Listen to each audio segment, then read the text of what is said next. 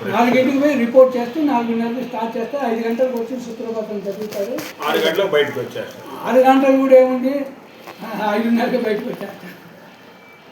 ఇంకా దర్శనం చేసుకొని దగ్గర లోపలనే చటాలు ఇస్తారు, లోపలనే వచ్చేసి విఐపికి ఎట్లా ఇస్తారు అట్లా ఇస్తారు. అబ్బా ఒకసారి పోయిరండి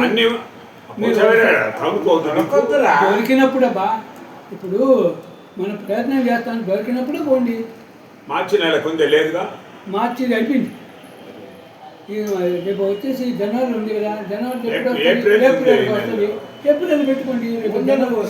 మేము మార్చి పోతుంటే ఇంకా ఏప్రిల్ ఏం పోతాం. ఇప్పుడు జనవరి తీస్తే ఏప్రిల్ పోవచ్చు అంటున్నా. మధ్య 3 నెలలు గ్యాప్ వస్తుంది. 3 months ట్రై చేయండి, తప్పేముంది. ఇప్పుడు వాళ్ళు ఉన్నారు, ఇలాంటివి ఉన్నారండి అని అలాంటి వాళ్ళకి చెప్పండి.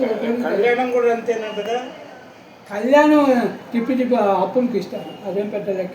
ఇప్పుడు మా ఎంబడి వచ్చేటోళ్ళు విజయనగరం వాళ్ళు కళ్యాణం బుక్ చేసిండు సార్. అయ్యైతే బుక్ చేసి కళ్యాణానికి పోరు వాళ్ళు, కూర్చోడానికి ఇబ్బంది కదా, వాళ్ళు ఏజ్డ్ పర్సన్స్.